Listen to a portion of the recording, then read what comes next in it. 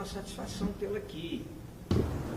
A nossa desembargadora Carmelita me surpreendeu com o convite, porque esse é um projeto memória, é um projeto que então busca traçar a memória do tribunal a partir daquelas pessoas que trabalharam aqui, que contribuíram, que deram o melhor do seu esforço.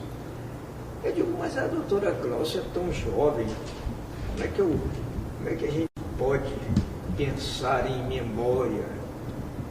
E aí eu pedi o seu currículo e verifiquei que realmente, das nossas juízas e juízes, é uma das pessoas que mais experiência tem nesta área de conciliação, de mediação, esteve à frente de vários juizados. Então eu creio que será uma entrevista muito rica.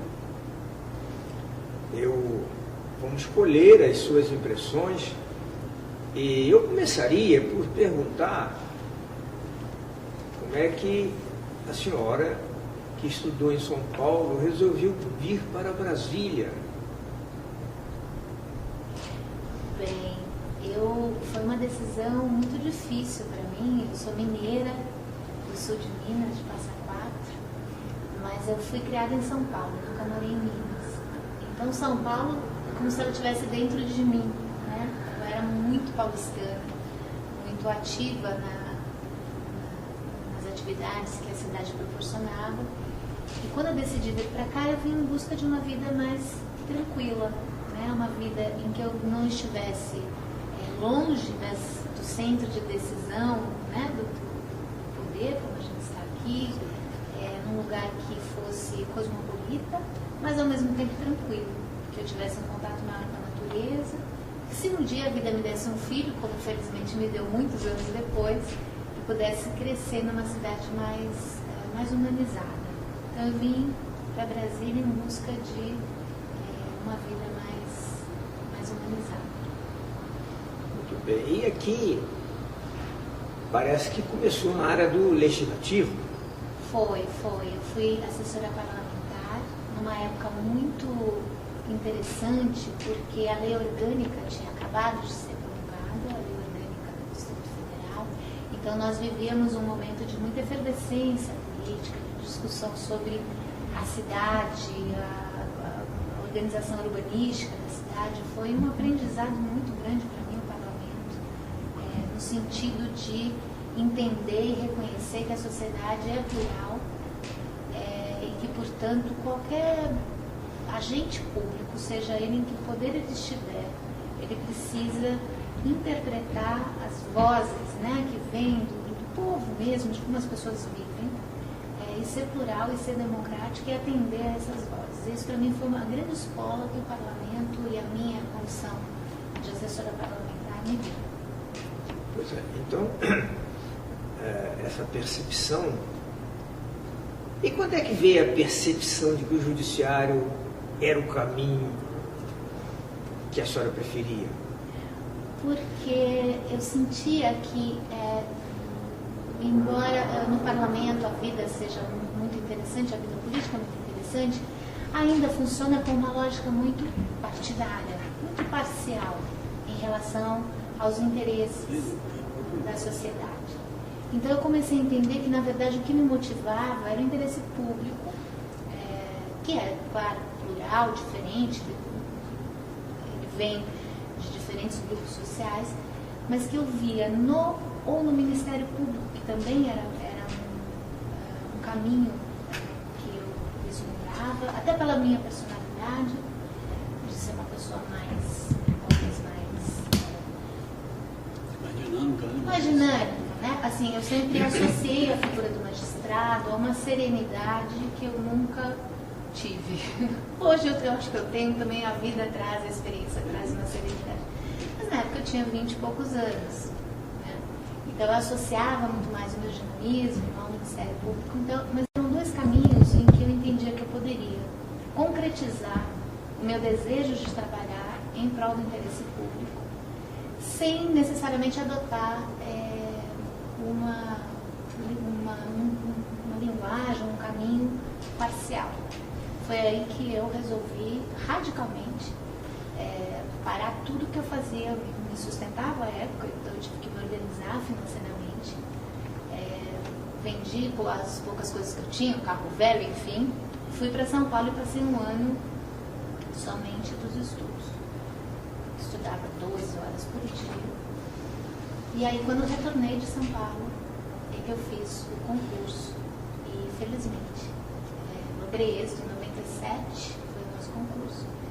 E aí, em 98, fevereiro de 98, eu tomei posse. Certamente, felizmente, para a Justiça do Distrito Federal, teve aqui essa aquisição belíssima que a senhora, com os seus conhecimentos e com essa visão social. Eu gostaria de conversar um pouco sobre o acesso à justiça, mas eu vou dar a palavra para o desembargador Natanael, que é um homem extremamente experiente, conhece tudo de justiça. Bom, isso aí é por conta dele. Eu aposentei por 41 anos de magistratura. Isso é pouca gente tem esse... Mas isso não quer dizer que eu saiba tudo de magistratura. A primeira coisa que me preocupa é quando vejo uma pessoa procurar a magistratura como carreira, como realização profissional. Eu fiz o curso de Direito para ser juiz. Comecei com 26 anos, juiz em Goiás, fiz assim 6 anos, etc, etc. Mas então quando eu vejo uma pessoa, você, te chamar você, que ingressou também muito jovem na carreira, e fez tanta coisa dentro da carreira, em prol da carreira e em nome do judiciário. Eu sei que todo ingresso na magistratura tem muito a ver com a vocação. Embora você tenha dito que você era muito dinâmico, muito agitado, parecia que não tinha perfil de juiz, mas você se revelou um excelente magistrado, dentro do exercício da sua judicatura do Distrito Federal. E esse ingresso e esse exercício lhe deu o que você esperava, Glaucia, em termos de realização profissional, realização pessoal? Com certeza. Se eu voltasse hoje, acho que são 17 anos de magistratura, 16, 17, eu com certeza escolheria trilhar esse mesmo caminho que eu trilhei. Exatamente pela minha paixão pelo tema do acesso à justiça, democratização do acesso à justiça. Tem um dado assustador do IPEA, na verdade, 20 anos atrás, do IBGE, um dado em torno de 30%, 70% da população, que, muito embora envolvida em algum conflito, não aciona o sistema de justiça. O sistema de justiça entendido como um todo, de delegacia à defensoria, até chegar ao judiciário, ao judiciário propriamente dito. 20 anos para cá, o IPEA faz uma nova pesquisa e esse percentual é muito parecido com 20 anos atrás, no sentido de 37% somente é que acessam, 63% não acessam. Ora, nós que somos apaixonados pela justiça, que acreditamos que é preciso realizar a justiça, proporcionar a justiça, a gente não pode fechar os olhos para 63% da população brasileira. E o Tribunal de Justiça do Distrito Federal, e aqui vem um agradecimento aos senhores, é tão bom estar dialogando sobre isso, especialmente com os senhores, porque os senhores marcaram as primeiras gestões da minha carreira, né? E deram todo o apoio necessário para que a gente pudesse realizar projetos que democratizaram esse acesso à justiça, que olharam para esses 63% da população que não costuma acionar o judiciário por uma série de razões. Não é possível, por mais que a gente se esforce em modernizar a nossa justiça, em buscar celeridade, não é possível que a gente se limite a trabalhar com uma parcela da sociedade. Ou o nosso trabalho é universal, ou não faz muito sentido. Quando eu fui em busca da nossa lei dos juizados especiais e implantei 32 juizados. Eu costumava dizer, e disse isso em vários pronunciamentos, que havia uma distinção clara entre a promessa de direitos posta na Constituição e a nossa realidade. Então, o cidadão brasileiro tinha uma justiça real e tinha uma outra aparente. A real era só para alguns e a aparente era para muitos. Há um dispositivo expresso na Constituição, mas uma grande parcela da população não tem acesso à justiça. Bem, e aí então eu tive algumas ideias. Uma delas foi esse juizado itinerante, que foi de difícil implantação, porque não tínhamos verba. Não tínhamos verba para comprar o ônibus. Depois de ter tido a ideia, de ter montado tudo, fui informado que não tinha verba. E agora como é que nós vamos fazer? Eu digo, não, temos que buscar os nossos parceiros. E aí então fui ao Banco do Brasil, que inicialmente não se mostrou simpático a arranjar verba. Mas depois que eu disse que nós tínhamos lá uma conta enorme dos depósitos judiciais, tínhamos as contas dos funcionários, e que isso poderia ir parar na Caixa Econômica. No BRB. Aí reestudaram o assunto e a Fundação do Banco do Brasil resolveu comprar o ônibus, preparou uma sala de audiência, que a senhora conheceu muito bem. Então aquilo para mim foi uma alegria, mas a alegria maior foi ver funcionar. E eu queria que a senhora nos contasse, eu estou lhe chamando de senhora, porque isso aqui é uma coisa oficial, mas eu até fico um pouco constrangido. Viu, Glaucia? Pode me chamar Me conta um pouco da sua experiência naquele juizado. Como é que você pôde ver a alegria das pessoas que nunca tiveram, que nunca puderam ter justiça porque não tinham nem como pagar a passagem para vir ao fórum. E lá encontraram um jeito de ver solução para os seus conflitos. Conta um pouco disso para a gente. Bem, eu estava em 98, antes, portanto, da instalação oficial, né, do serviço do ônibus, quando soube que o senhor estava dedicado a esse projeto, e lembro que fui conversar com o senhor, eu gostaria de trabalhar nesse ônibus, porque para mim era a realização do meu sonho, unir a minha carreira de juíza com essa preocupação de buscar democratizar o acesso à justiça. Eu acho que um dia eu deveria escrever um livro de crônicas, porque as histórias são das mais hilárias possíveis, muito bonitas, algumas muito engraçadas, mas sobretudo histórias bonitas de pessoas que tinham uma imagem de um judiciário extremamente inacessível, ritualístico, distante, difícil, e que a gente conseguiu desmistificar esse judiciário. Pessoas que resolviam as suas questões ali no momento em que estávamos lá. E o que mais me surpreendeu em todo esse trabalho foi o índice de acordo que nós atingíamos. Hoje, os juizados especiais, a última pesquisa que vi em termos nacionais é que atinge em torno de 35%, o que eu acho baixo, inclusive.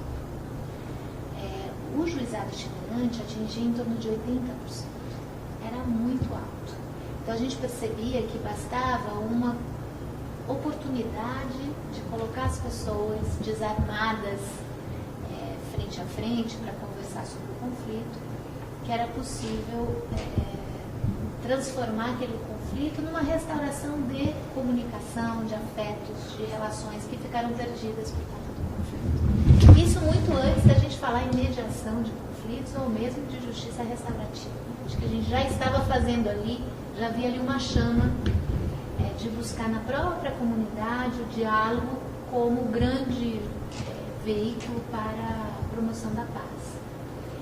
A outra coisa que me chamou a atenção foi que eu conheci uma Brasília que eu não conhecia. Eu já estava aqui há alguns anos e procurei locais como Mestre d'Armas, que eu nunca nem tinha ouvido falar. Eram áreas... Na periferia mesmo, né? Era Mestre d'Armas, Arapuanga. São Sebastião era um poeirão só. Hoje eu soube que está todo asfaltado, mas na época eu lembro, se eu puder brincar aqui, que eu não precisava usar laque de cabelo, porque a gente saía com o cabelo, via aquele poeirão e o cabelo ficava armadinho, assim, ficava uma beleza. Então eu pude conhecer uma Brasília que eu não conhecia, mesmo já tendo trabalhado no parlamento, não conhecia, e que me deu aumentou ainda mais o meu desejo de trabalhar com essa parcela tão excluída do debate, né, sobre o que é a justiça, como eu posso prevenir os conflitos, porque o juizado itinerante me despertou isso. Se as pessoas têm conflito e com uma oportunidade de diálogo elas resolvem os conflitos, se a gente pudesse ampliar essa compreensão no sentido, e até a participação dessas pessoas, no sentido de que elas conheçam os seus direitos, mas também conheçam os direitos do outro, e nesse sentido até evitar conflitos, muitas vezes desnecessários, ou através de diálogo, ou através delas reconhecerem o que a sua comunidade tem de potencial, que possa proporcionar a justiça do cotidiano, do dia a dia. Se a gente puder ampliar esse trabalho, a gente vai fazer um projeto até mais amplo, preventivo, antes da judicialização do conflito. E foi dessa preocupação, dessa percepção, depois de 3 anos dentro do ônibus, eu fazia com muito, muito prazer, era penoso, mas eu fazia com muito prazer e um aprendizado muito rico. Foi que dessa preocupação surgiram os primeiros traços do programa Justiça Comunitária, que é baseado exatamente nisso. Da falta de informação sobre os direitos, nós temos a educação para os direitos, que é um dos nossos eixos. Da falta de possibilidade de diálogo, nós temos a mediação comunitária. E da falta de compreensão do cidadão na sua comunidade, do que a própria comunidade tem de recurso também. Muitas vezes a gente imagina a comunidade excluída, pobre, somente os seus problemas, mas ela tem talentos, tem habilidades e recursos que nem ela muitas vezes reconhece. Quando a gente trabalha a justiça inserida nesse contexto comunitário, dali surgiu o programa Justiça Comunitária. Não como uma justiça assistencialista, mas ao contrário, uma justiça que quer envolver toda a população a participar do seu próprio processo de ter acesso a direitos. Você fala hoje que o acesso à justiça no Brasil é complicado, certo? Que eu não concordo. Acho que a justiça está à disposição de todo mundo no Brasil, gratuitamente. Só paga custos quem tem condição de pagar, quem não tem não paga e tem a mesma assistência. Certa feita eu fiz um curso na academia da Universidade da Flórida. E eu estudei direito comparado, e o professor dizia, lá nos Estados Unidos, para se ingressar para uma ação, primeiro você tem que fazer uma novena para ver se o juiz aceita a ação que você vai entrar. Se ele achar que aquilo é uma bagatela, que não vale a pena movimentar o judiciário, ele simplesmente rejeita a inicial, por essa razão, e acabou. E é irrecorrível essa decisão. Então eu acho que nós aqui temos uma facilidade muito grande, porque por qualquer questão, por menor que seja, do nosso ponto de vista, menor, aqui no Brasil é possível levar ao judiciário a apreciação dessa questão. Eu costumo dizer que não existe ação grande ou ação pequena. Todas as ações são iguais. É um conflito, é um interesse que precisa ser composto. E não se sabe, não se discute o valor de ação, isso é insignificante. O que interessa é a composição, o interesse do conflito. Então, eu achei muito interessante Porque aqui no Brasil, enquanto nós facilitávamos e conseguimos facilitar demais o acesso ao judiciário, os Estados Unidos, que é uma potência, faziam exatamente o contrário. Dificultam ao máximo o ingresso de uma ação no judiciário. Essa é bem diferente da nossa realidade, né? Eu concordo com o senhor. O dificultar é absolutamente necessário, porque nós temos oportunidade de resolver conflitos, nós, sociedade como um todo, resolver conflitos sem que seja necessário acionar a atividade jurisdicional. Essa dificuldade de acessar é que não pode ter um corte econômico, caso contrário a gente não está sendo democrático. A justiça comunitária, ela tem essa pretensão de, seja lá em que comunidade for, né, uma comunidade mais excluída ou menos excluída, das pessoas compreenderem como realizar a justiça do cotidiano, com diálogo, com informação sobre os direitos, e somente se ela quiser, e se for algo realmente que não há outra maneira de se resolver, seja porque há uma disparidade de poder muito grande entre as partes, nesse caso a mediação não é recomendável, ou, enfim, por qualquer outra razão que a própria natureza da demanda impeça, né, em que haja uma mediação, mas somente nesses casos, então, é que receberíamos de toda a parcela da sociedade as demandas para que elas fossem judicializadas. Eu concordo contigo, eu acho que é paradoxal.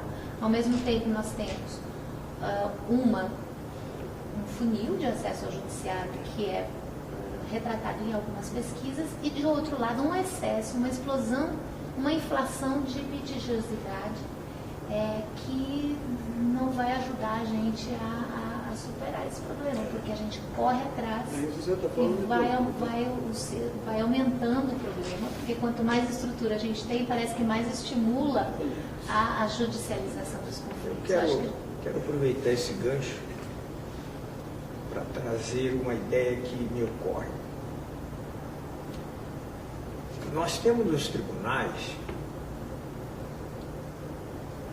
em quase todos, uma montanha de processos. Alguns enfrentam um número tão grande que o cidadão é nomeado e diz: olha, eu não sei o que vou fazer, porque eu recebi uma herança de 10 mil processos. Então eu pretendo trabalhar durante a semana toda para tentar fazer os que entram. Agora, essa herança, eu vou trabalhar também nos finais de semana, sábado e domingo, com prejuízo da minha família, para tentar diminuir essa herança, mas eu sei que eu não vou dar conta. Será que o brasileiro gosta tanto assim de peticionar, de demandar? É uma preocupação que eu tenho. Agora veja, nós temos aqui, eu vou citar um caso que o Natanael conhece muito bem, todos aqui conhecem. Uma pessoa que tem alguns direitos sociais. Todos nós temos chamado direito à saúde, que é dever do Estado, é um direito social. Aí o cidadão precisa ser internado numa UTI, e aí ele vai de porta em porta e não consegue vaga de jeito nenhum. E aí arranja um advogado que impetra uma segurança, a segurança para aqui no tribunal, ele tem direito e determina que ele seja internado. Há necessidade dessa judicialização da saúde? Isso não é uma expressão, eu não digo de uma inclinação do povo, isso não é uma expressão de uma necessidade absoluta pela justiça? Imagino que seja uma ausência do Estado, de uma certa maneira, do poder público, de criar políticas públicas efetivas e eficientes para a população, que faz com que a população, pela abertura que o judiciário tem, de buscar talvez suprir uma carência dessa política pública, seja na área de saúde ou em outra área. Não se pode esperar que a pessoa morra, né? Que eu desista do seu direito, né? Eu tenho um exemplo muito interessante que faz a gente refletir na justiça comunitária. É um caso que ficou famoso pela particularidade de envolver uma vaca. Tem uma região ali de plantação próxima, na Ceilândia, próximo já na divisa do DF com o entorno. E duas famílias que, quando vieram para Brasília, pioneiras, eram famílias amigas, os filhos cresceram no rio que passava ali ao fundo das duas propriedades, provavelmente deve ser concessão de uso, enfim. Em um determinado momento, uma família optou por plantar maxixe e a outra família tinha uma vaca. E a vaca começou, quando o rio ficava mais seco, não dava para a vaca beber água na sua propriedade, então ela quebrava a cerca de arame farpado, que dividia as duas famílias, e ia beber a água no rio do outro lote, pisoteando a plantação de maxixe. A família já estava endividada por conta daquela plantação, e esse foi o conflito que entrou naquela espiral do conflito, porque como ninguém tinha os recursos ou não se sentiam capazes de promover um diálogo sem ter alguma autoridade que os acompanhava, eu não sei se isso é uma questão cultural, acho que a gente precisa investigar e pensar e pesquisar sobre isso, até que ponto também não é uma questão cultural do brasileiro imaginar que a melhor resolução vai ser dada por uma autoridade e não por ela própria em comunhão, em diálogo com o outro. E esse exemplo reflete isso. Pois bem, a família começou a dizer, olha, essa vaca está incomodando, e enfim, a família da vaca, enfim, fazia o que podia, mas não dava certo. Eu sei que chegou um momento em que foram ao Fórum de Ceilândia para ajuizar uma ação. Havia uma ameaça velada, a coisa estava ficando perigosa. Entraram com uma ação, a família do maxixe contra a família da vaca. E quando a família recebeu a intimação do oficial de justiça, piorou ainda mais a situação. Porque é muito comum, os senhores sabem disso, quando um cidadão de bem recebe uma intimação do oficial de justiça, não importa que seja na área civil, ele se sente com a sua honra, né, violada. Eu nunca tive oficial para de ser justiça. testemunha. Não é? É verdade. No ônibus eu percebi isso. E aí a outra família que tinha acionado ficou com receio e desistiu da ação. Foi julgado sem julgamento médico, foi desistência da ação. Pois bem, não resolveu o problema. Logo em seguida, a vaca continuou pisoteando o maxixe. E a família falou, não, agora nós vamos entrar com essa ação mesmo e vamos até o fim, porque não tem jeito. Quando eles entraram no Fórum da Ceilândia, eles se depararam com a plaquinha da Justiça Comunitária. Quando a Justiça Comunitária entra em cena, sem oficial de justiça, sem intimação, proporcionando diálogo não só entre os personagens que estavam mais acirrados em torno do conflito, mas chamando toda a rede de apoio de cada um deles, familiares, não para servir de testemunha, mas para servir de rede de apoio, né, de buscar uma solução conjunta. Nós fizemos uma mediação que durou em torno de 4 horas, envolvendo 3 agentes comunitários e a nossa equipe interdisciplinar que está sempre presente para supervisionar a atuação dos agentes.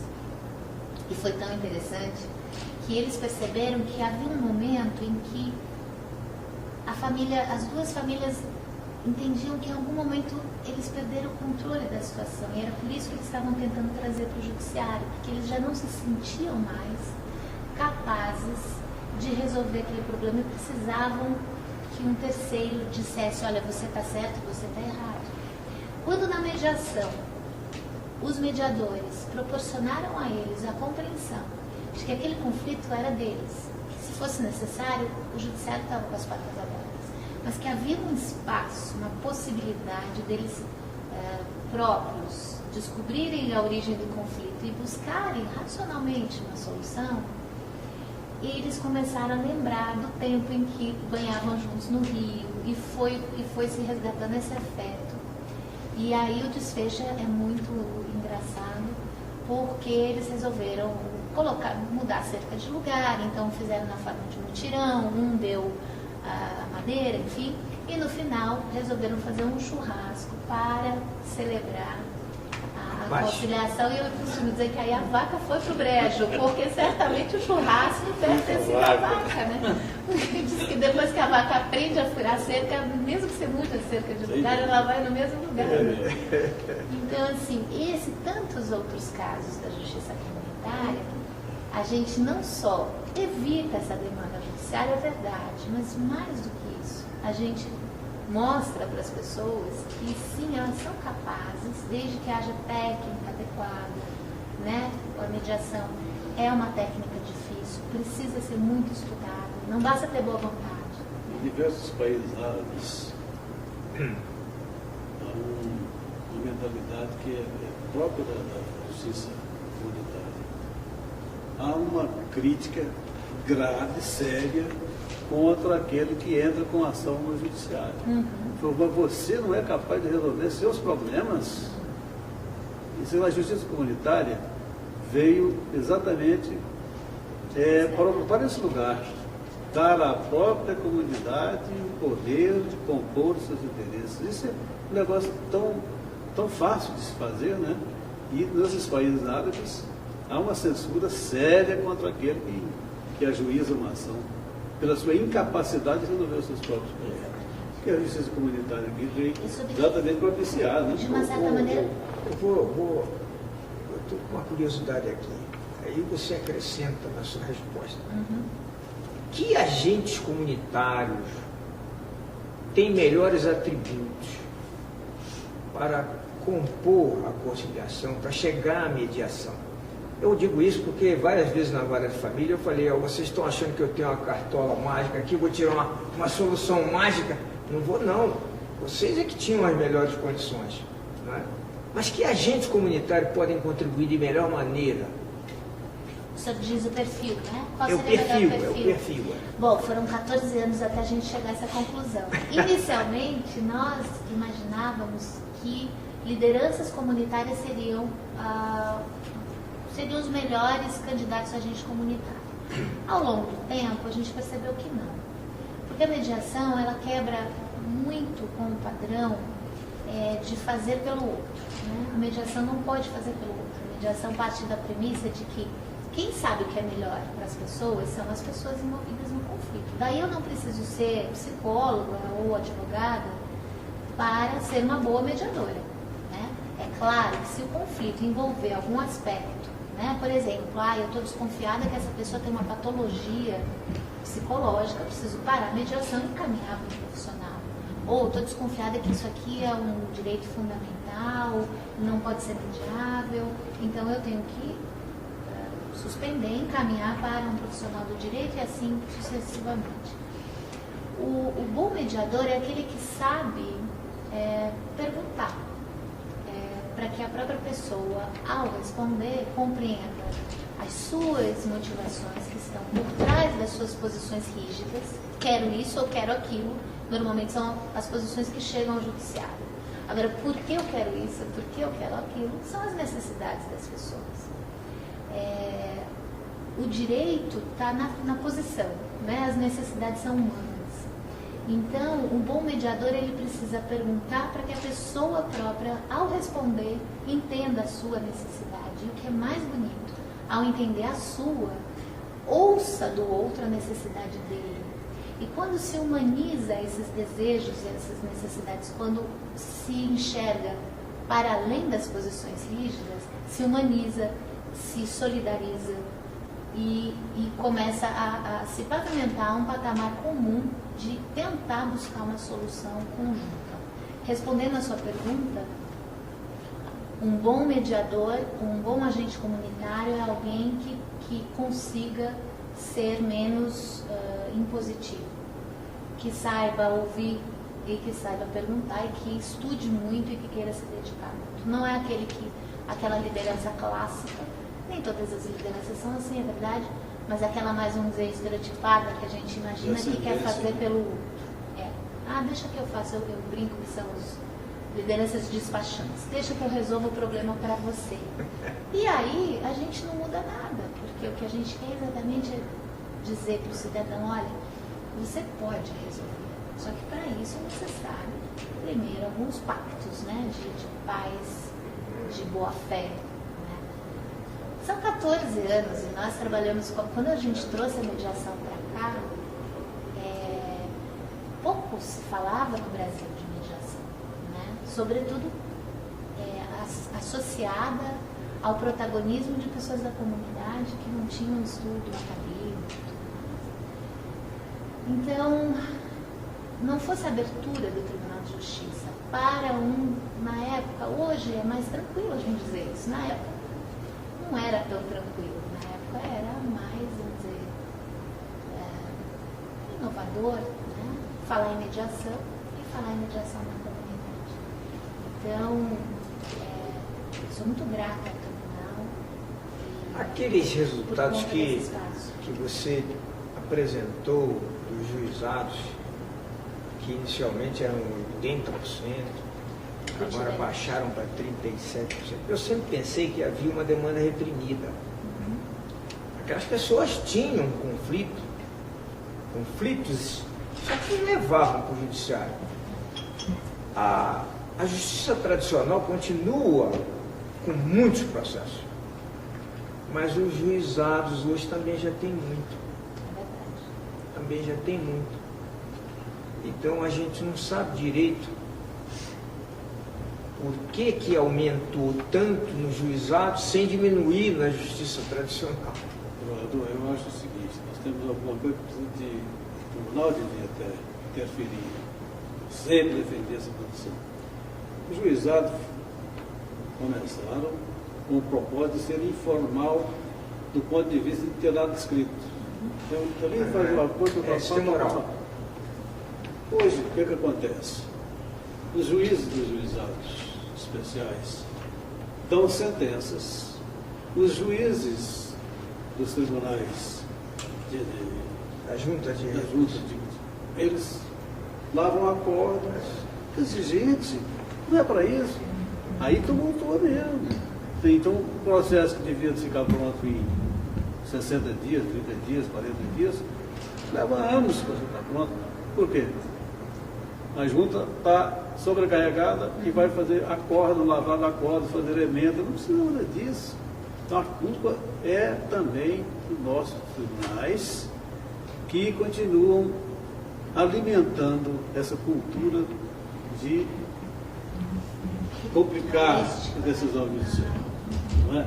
É por isso que no juizado também está acumulado, porque lá não se observa aquilo que é o princípio elementar e básico do juizado, que é a informalidade e a agilidade. Aí complica tudo, isso que está agora. Mas as turmas recursais são compostas de juízes já com alguma experiência. Apesar disso, apesar de saberem que o sistema era oral, que a ideia era agilizar, eles trazem votos imensos. Não é? Eu falei isso de certa feita com alguns membros de execução. Eu falei, mas nós temos que mostrar para o tribunal o nosso serviço. Mas que ledo engano, o tribunal não deu o serviço seu. Não cabe a Se me permitem uma opinião sobre isso, eu optei por ser uma juíza de juizado, porque acredito nesse espaço que o juizado possibilita antes da instrução, que é a gente proporcionar esse diálogo, né? Maior do que numa vara civil. Eu acho que a gente precisa investir mais em conciliação e em mediação. Eu acho que o tribunal já vem investindo muito, melhoramos muito, mas eu acho tímido ainda. Se a gente olhar a nossa estatística, a nossa que eu falo é Tribunal de Justiça do DF, mas que reflete o Brasil como um todo. Eu ainda acho muito baixo, ainda acho que se investe pouco, em especial quando se apoia todo esse trabalho, é um trabalho voluntário. O trabalho de voluntariado é um trabalho muito importante, mas uma política pública não se sustenta somente com o trabalho de voluntário, porque a gente investe na formação desse voluntário e depois ele vai embora. E aí a gente está sempre investindo e esse retorno não vem. Então eu acho que a gente precisa também quebrar alguns padrões mentais, né? Nós juízes, a gente precisa desapegar desse formadismo todo, mas acho que também a política pública precisa fortalecer tanto a mediação quanto a conciliação, que são coisas diferentes, cada qual destinada ao seu, enfim, tem um conflito próprio. Eu me lembro, não sei se a gente tem tempo, mas, por exemplo, a justiça comunitária, nós temos muitos problemas aqui no DF de grilagem de lotes, pessoas que compram lote, né? E quando vai se instalar, quando vê a outra família também comprou, ambas de boa fé, né? Isso no ônibus eu recebia no itinerante muitas, e a questão possessória é muito difícil, né? Porque você não vai se basear no título de propriedade, sim quem tem a melhor posse, enfim. Alguém sai sempre infeliz nessa demanda, é muito triste. Envolve a moradia, envolve a boa-fé das pessoas. Na justiça comunitária, nós resolvemos fazer um teatro chamado A Teia da Vida. É um musical que até o protagonista, o personagem protagonista é o Armando Grilo, que é um grileiro, e que coloca duas famílias em conflito por conta disso. Nesse teatro que a gente apresenta, não só nas escolas, mas enfim, nas associações de moradores, nas igrejas, com um musical a gente consegue dizer o que é um registro público, quando você for comprar, que tipo de documentação você tem que olhar. Não basta ter uma escritura. Não está escriturado no meu lote, você vai ver uma escritura aqui no meu. O que é a Defensoria Pública? Como, portanto, prevenir conflitos dessa natureza? Então, também, se a gente pudesse, além de fortalecer a conciliação e mediação, se a gente pudesse fazer um grande movimento, né, de democratização da informação, né, do cidadão ter acesso ao direito a se informar sobre os seus direitos, a gente também preveniria muitos conflitos, tenho certeza disso. Acho que a justiça comunitária colabora para isso, mas a gente precisa de outros projetos no mesmo sentido. Eu acho que você fez uma sinopse das suas atividades aqui. E nós estamos vivendo um projeto memória. Eu gostaria que você ficasse à vontade para nos relatar o que fosse o seu interesse para esse objetivo de memória. Se você tem alguma coisa mais que você gostaria de contar, falar, registrar, a ocasião é propícia. Eu depois eu quero fazer algumas perguntas que não tem nada a ver com a sua atividade de resgate. Se você quiser fazer. Quantas horas nós temos? Eu estou brincando. É que eu me entusiasmo muito, assim. Eu acho que eu sou uma privilegiada. Quando eu tomei posse aqui em fevereiro de 98, com meu pai, que hoje já nos deixou, aos prantos, havia uma reforma no pleno, então foi feita numa salinha menor.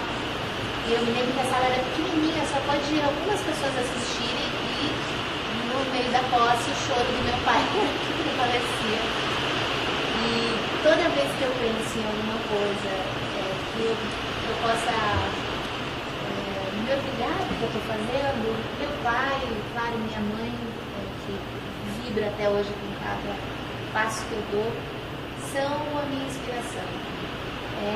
Então eu acho que eu tenho essa chama familiar, mas que só a chama me adiantaria se eu não tivesse a oportunidade que o tribunal me deu. Então eu acho que esse espaço é um espaço de agradecimento pelo fato, agradeço ao tribunal, nas pessoas dos senhores que tiveram participação ativa nessa trajetória toda.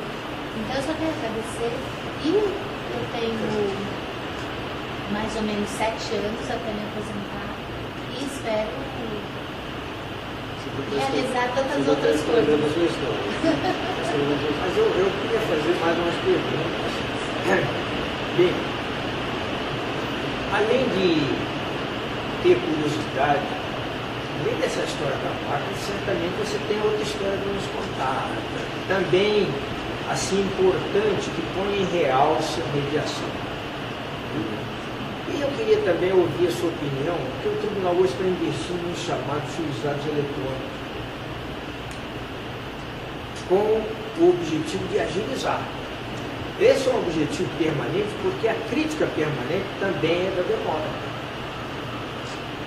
E eu acho que nós temos que nos empenhar em realmente agilizar a entrega da prestação.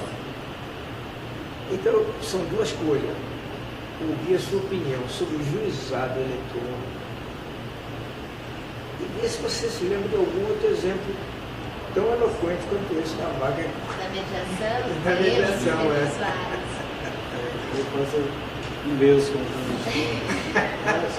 eu preciso escrever, eu preciso realmente escrever. Quem sabe, depois da aposentadoria? Bom, eu como juíza do juizado sinto muita necessidade de transformar, embora eu tenha muito apego ao papel, mas isso é uma limitação minha, porque eu sei que isso é um problema. Eu sinto muita necessidade de transformar todo o procedimento muito mais oral do que escrito, e quando necessário escrito que seja virtual. Não faz mais o menor sentido a gente gastar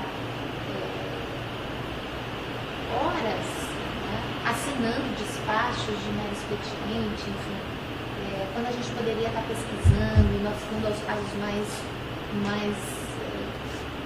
complicados, enfim, eu acho que seria um trabalho muito mais criativo. Eu acho que a tecnologia está aí para nos libertar da mecanização do nosso trabalho e nos tornar mais criativos, mais livres para a criação. Eu acho que o juiz e as juízas têm esse papel, né, de criar, ao perceber uma realidade tão muitas vezes distante das nossas leis, com criatividade, com inteligência, poder fazer essa adequação tão importante para uma boa prestação jurisdicional. Um caso que é a minha menina dos olhos, é um caso muito bonito da justiça comunitária, foi a mãe de uma criança especial que mora em Águas Lindas e trazia o seu menino todo dia para uma escola especial na Ceilândia.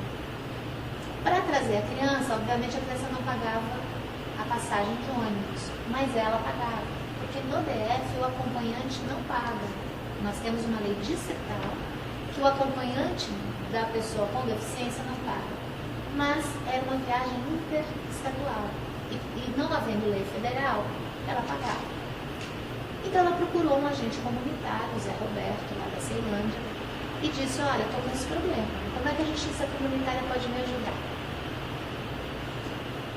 Bom, primeira coisa que o agente comunitário faz: vou levar o caso para que todos da equipe possam analisar de maneira multidisciplinar os melhores caminhos. Os agentes comunitários participam dessa discussão com psicólogo, assistente social e advogado, bacharel, que compõem a nossa equipe.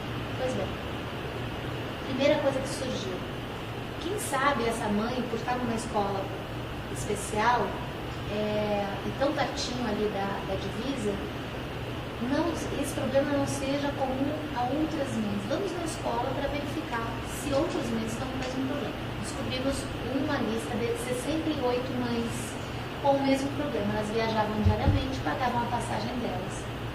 Reunimos essas mães. Quando eu falo reunimos, o programa, através dos agentes comunitários.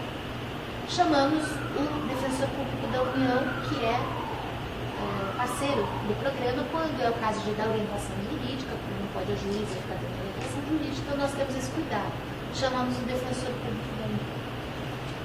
E daí elas explicaram qual era a necessidade delas. Elas queriam não só não pagar passagem, como ser bem tratada pelos profissionais do ônibus, que segundo elas eram muito grosseiros, porque suas crianças eram autistas, não aparentavam a deficiência, e eles achavam que elas estavam fraudando a carteirinha.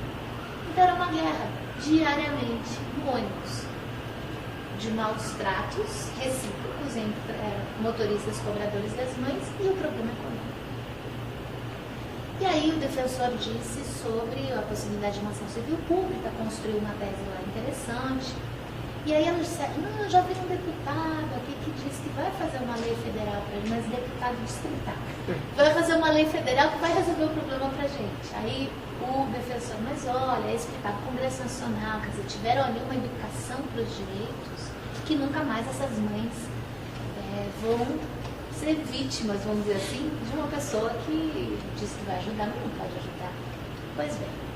E aí, os agentes comunitários disseram, olha, tem o caminho da ação civil pública, nós não sabemos o que pode dar, mas existe a mediação comunitária. Mas como? Imagina que as empresas vão nos ouvir. Vamos tentar. Foi uma mediação tripartite. De um lado, trabalhadores dos ônibus e sindicatos, de outro, mães, tivemos uma comissão com essas mães. Terceiro, as empresas. Eram 3 empresas envolvidas nessa questão. Essa eu participei da mediação diretamente. A da vaca não estava, infelizmente, mas essa eu estava, porque esse caso ali não. As mães começaram a dizer qual era. Elas brincavam, a gente tem um problema de bolso e de peito, porque dói quando a gente é maltratado. E aí começavam a dizer como era o cotidiano de uma mãe de uma criança com deficiência. Os olhos dos trabalhadores do ônibus se encheram de lágrimas, assim como dos gerentes das empresas. Porque perceberam, daí que eu falava agora há pouco, para além da posição, uma necessidade humana de ter qualidade de vida, né? E que não era justa aquela situação.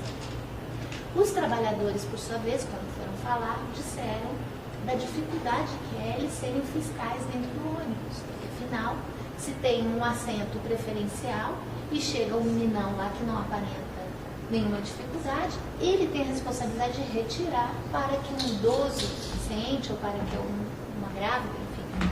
E que era demais para o motorista que já fica tanto tempo ali, era demais. E que eles sofriam muito com isso também. E as empresas repetiam a exaustão. Nós estamos muito sensibilizados com tudo e, por favor, não queremos problema com a ANTT, com a Agência Nacional de Transportes, ou seja, vamos fazer o que for necessário para a gente poder chegar a um bom termo, que a gente vai ser flexível.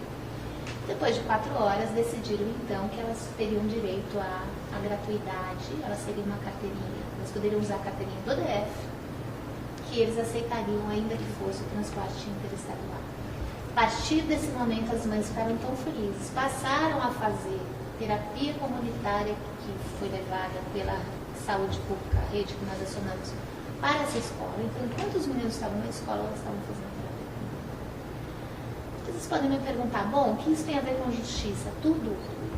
Tudo, porque, primeiro, não foi necessário uma ação judicial, que seria difícil, uma ação difícil, uma tese nova seria difícil. Numa ação judicial que fosse até o Supremo, pouco essas mães participariam desse resultado, e nesse processo elas foram copartícipes, com humanização e com pacificação. Hoje são amigas dos trabalhadores que foram, né, na mediação e que ouviram como é dura a dificuldade de cada um deles, e elas entenderam também a do outro. Resolveram o problema do peito e do bolso. Isso tem tudo a ver com justiça. Esse, para mim, eu acho que é de todos os casos que nós temos, esse é o meu especial, porque é um caso muito completo, muito bonito. Eu acho que, falando embora do tribunal, você ainda está escrevendo a sua história e, consequentemente, ainda vai ter muito a acrescentar na história de memória do tribunal. De qualquer forma, você enriqueceu essa história, essa memória, com a sua participação hoje, do que você já fez pelo judiciário, pela justiça comunitária, pela justiça de conciliação, pelos juizados especiais. Mas eu gostaria também de fazer algumas perguntas ou alguma colocação. Eu tenho conhecimento de que você é cantora, disco gravado, gravou inclusive um disco que é sobre o seu show no Feitiço do Negro, foi de sambas de raízes. Quando fala de samba de raízes, a gente pensa logo no Martinho da Vila, pensa no Noel Rosa, pensa em Nelson Cavaquinho, né, que são os grandes compositores. Como é que a sua concilia essa sua atividade artística com a sua atividade de juíza. E como é que tem sido essa atividade, inclusive com a sua atividade esportiva? Eu sei que você é jogador de tênis. Como é que você sabe disso? Eu sei da sua vida. Eu sei da sua vida. Sei onde você mora. Então eu gostaria que você me falasse a respeito de alguma dessas suas atividades. Bom, quando a gente, aí se me permitem só retomar uma coisa muito importante para mim, quando a gente é reconhecido, não só pelo tribunal, como eu disse ao longo dessa conversa, mas também pelo Ministério da Justiça e outras entidades que nos laureou com o Prêmio Inovari em 2005. É o Prêmio Inovari do nosso tribunal. A partir desse prêmio, o Ministério da Justiça adotou a justiça comunitária como modelo para difundir em todo o Brasil. Hoje são 73 núcleos de justiça comunitária em vários estados do país, e sempre a gente é chamado para dar curso, ou para falar, ou a gente recebe juízes, defensores, enfim, do Brasil todo, para a gente trocar essa experiência. Então, o que isso tem a ver com a tua pergunta? Tem tudo a ver, porque quando a gente faz um trabalho que, embora penoso por isso, né, porque é difícil romper, né, com a forma sempre igual de fazer as coisas, fazer o diferente é um pouco difícil, mas quando a gente tem esse reconhecimento e dá uma energia, uma chama muito, muito boa da criatividade, né, do prazer, e aí que me remete à música. Eu sou mãe também de uma criança de 5 anos, eu fui mãe mais tarde, na época certa, e por ter 3 atividades que me consomem muito, eu percebi que quanto mais a gente faz, mais tempo a gente tem, mais energia a gente tem, mais criatividade a gente tem. A música, para mim, sempre ficou ali, aguardando o momento em que eu fosse me aposentar. E eu tive algumas perdas no ano passado de amigos que com 50 e poucos anos faleceram. O ano passado não, ao longo desses últimos 5 anos. E isso me fez pensar muito que os nossos sonhos a gente não pode adiar, a gente tem que realizar agora. E como eu dou conta, né, que a minha vara está em dia, né, o meu filho está super querido, eu sou uma mãe presente. Então, se é possível cantar para ser uma pessoa melhor, para ser uma pessoa mais... tentar me tornar uma pessoa melhor, eu vou cantar, que isso me dá muito prazer. E aí vou cantar as minhas raízes, que em Minas Gerais eu não sei de onde surgiu essa identidade com o samba, porque o papai era da geração Beatles. O papai não curtia serestas, e eu já menina, eu ficava muito entusiasmada com serestas, com Nelson Gonçalves. Nelson Gonçalves era o meu avô que eu gostava, não era meu pai. Talvez venha do meu avô, que era do teatro, né? E sempre gostei muito de samba, desde os anos 70. Então eu pude, nesse CD que eu gravei em 2010, cujo lançamento foi no Clube do Choro, eu tive a oportunidade de escolher, a liberdade de escolher, que foi produção independente, eu criei, né, com o CD, eu pude registrar, por meio dos sambas que eu escolhi, um pouco da história, da relação que eu tive com o samba ao longo da minha vida. Mas é a primeira vez que eu dou um salto tão ousado de gravar um CD, e eu espero que eu possa, no futuro, me dedicar mais a isso, que é realmente muito prazeroso. Olha, e vamos cantar junto, né? Que desde que a gente se conhece, a gente fica de marcar, de tocar violão, e a gente nunca tocou, né?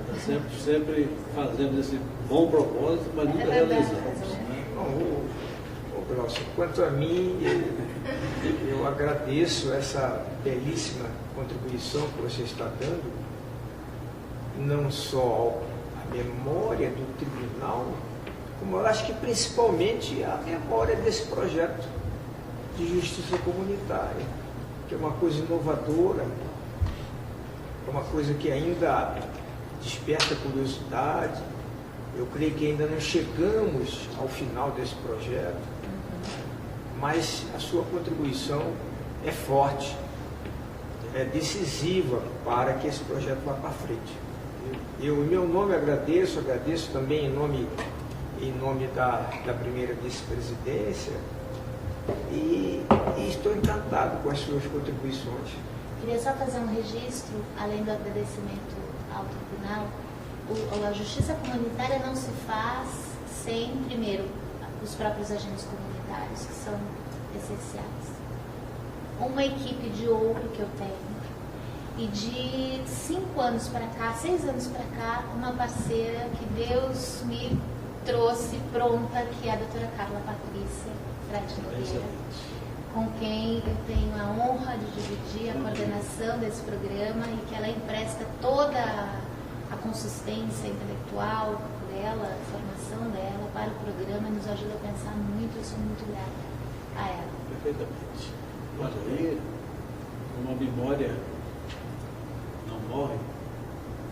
Claro que com a experiência que você vai continuar tendo no exercício da sua judicatura, a memória do tribunal vai ser mais enriquecida quando você puder trazer novos registros para saber a memória.